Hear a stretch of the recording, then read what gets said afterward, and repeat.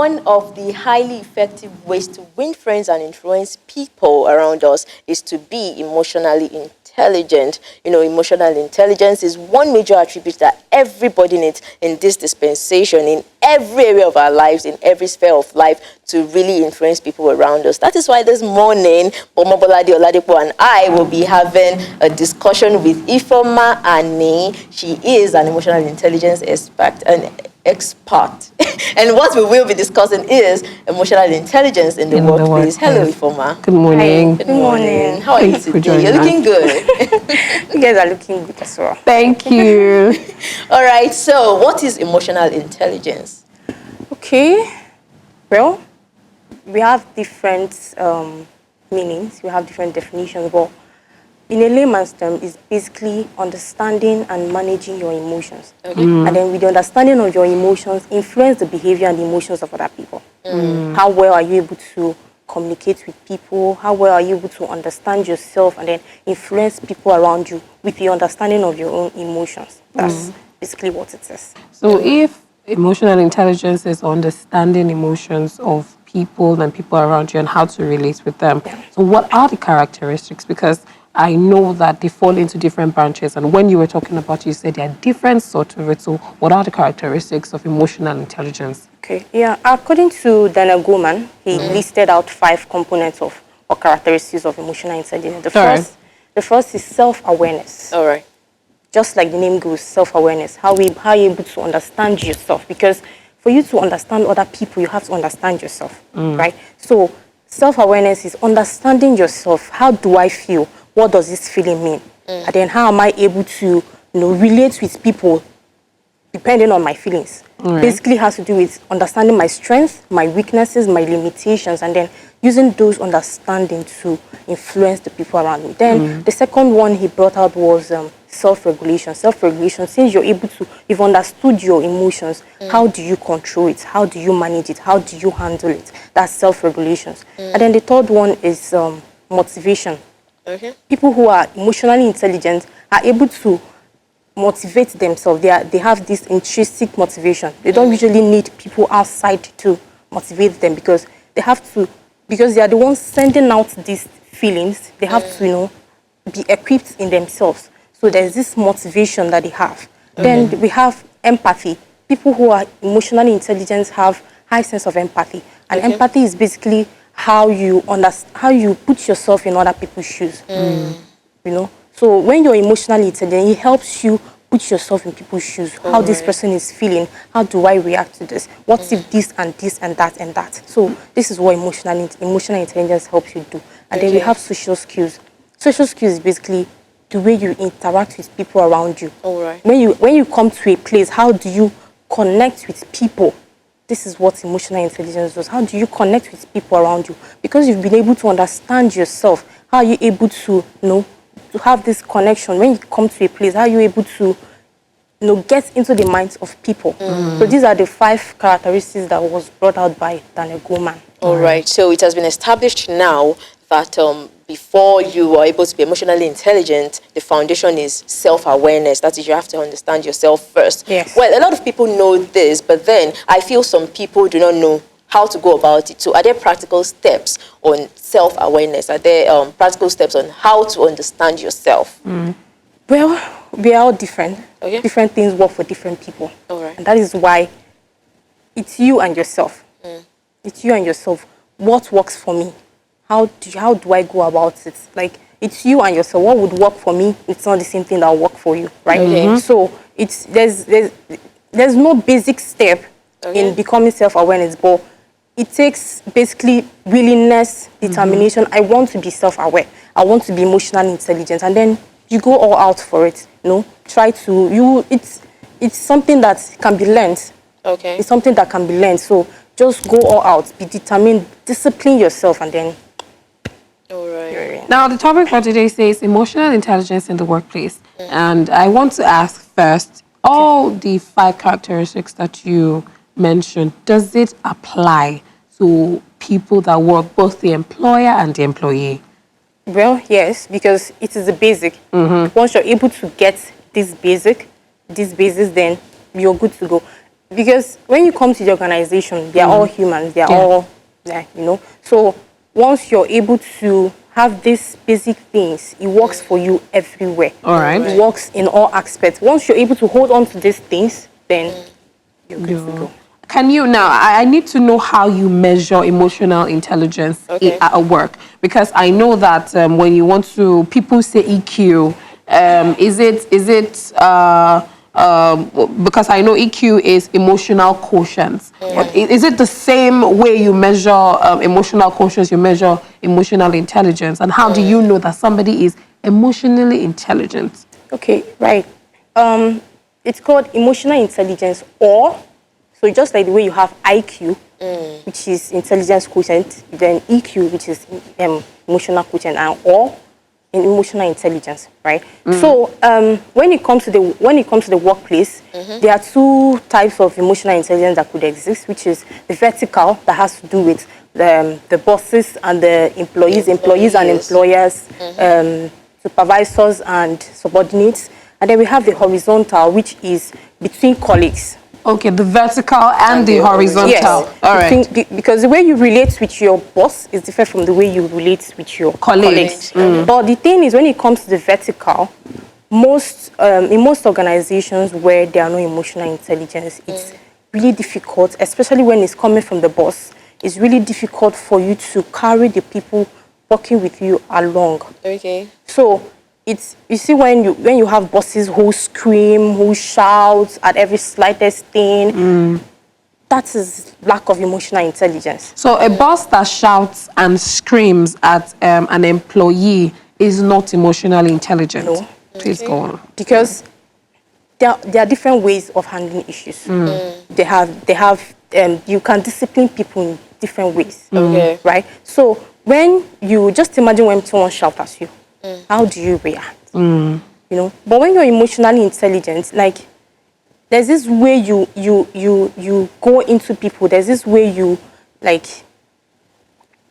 communicate with people Communicate with them. you don't have to shout, you don't have to scream, you don't have to have this high temper all the time.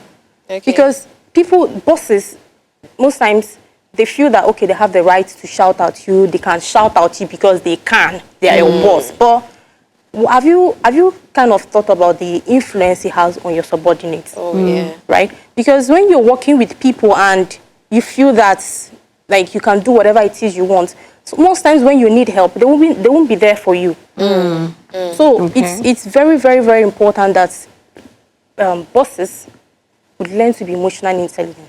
Okay. Sorry, I need to ask this very quickly. Are you saying that the vertical emotional intelligence, that is between the boss and the subordinate, if your boss yells at you, are you saying it is unethical, it is not right, or they're just not emotionally intelligent? I need us to clarify that. Okay, yeah.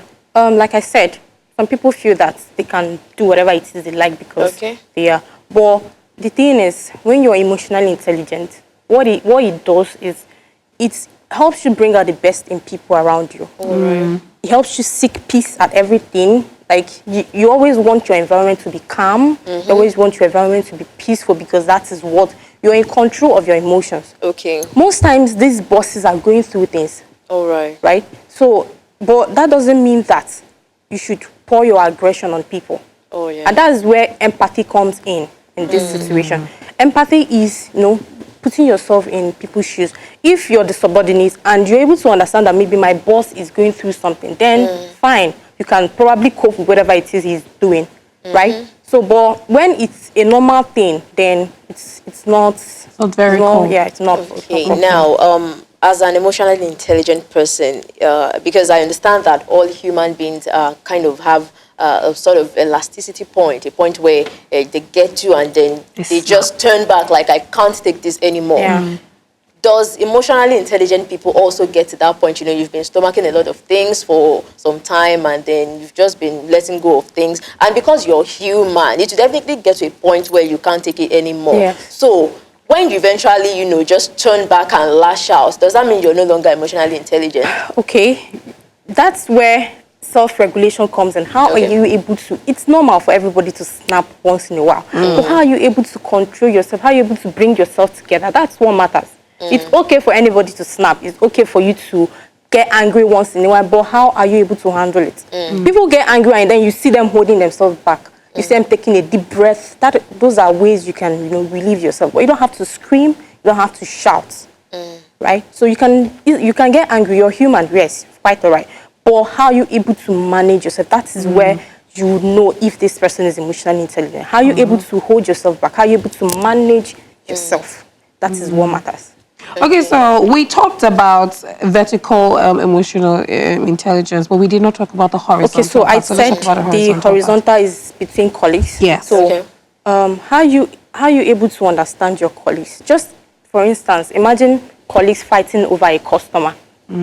These are people who are supposed to have one goal, right? How do you manage? Your colleague is having one issue or the other, and then yet you're making things difficult for them. So this is basically between you, like maybe let's say friend, you're my friend, and we are working together.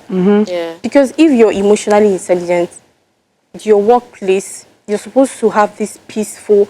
My sister said that people that live in Lagos know that their workplace, they spend almost all their day at work because before you get home is late.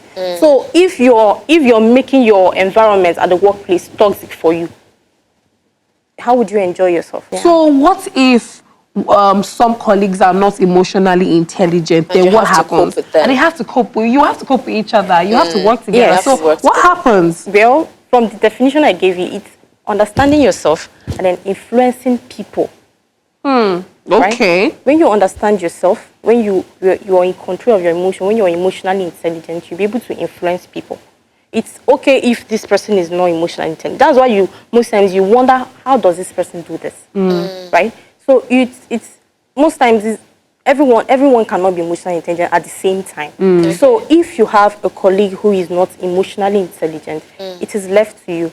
You don't have to involve yourself in any conflict. Just the way you react to that person alone is enough to cure whatever trouble is in them. Right?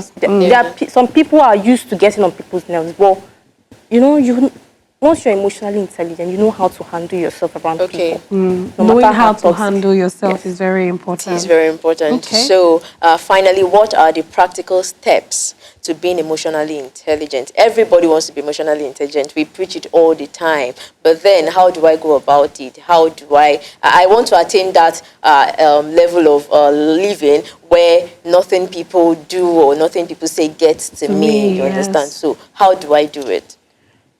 Well, just like I said earlier, the thing about emotional intelligence is that anybody can be emotionally intelligent. Apart from the fact that there are people who they have it in them. They have this personality trait of being emotional. Yeah, we have people like that, but it can be learned by anybody. It takes practice, it takes discipline, it takes willingness. Many of us have gone through that. Many of us have gone through that, and then we've gone through the process. First of all, you know that you want to do this, so I am going into this. I want to be emotionally intelligent. I don't want all these toxic things around me. I want to be emotional. And then you try to know yourself, try to know the kind of things that make you angry. What would someone do, and then you're angry, and then how would I handle this, which is your regulation. How would I handle this? How would I handle? And then one thing that works really well for me is empathy. Empathy is really important when it comes to emotional intelligence. If you're around me and you do something, I try to make excuses for you. I try to put myself in your shoes. I try to, okay, what if this and what if that? Just ask yourself some questions. Try to make excuses for this person. You would realize that you just, let it go. It's something that just happens. So I just try to make excuses for people. I just try to make excuses for things that happen, and it just feels normal. It just feels okay. Okay, so making excuses for empathy is really, really important. Just empathize with people. What if this person is doing this because of this? What if this person is going through one problem or the other? When people are facing domestic violence, when they are facing this, what do you expect from them? So it's just for you to understand people. Many thanks for watching our video. I do hope you liked it. Join our YouTube family by clicking on the subscribe button, and of course do not forget the notification bell so you get a notification every single time we post a new video. Like, share, subscribe. Adios. People get angry and then you see them holding themselves back. You see them taking a deep breath.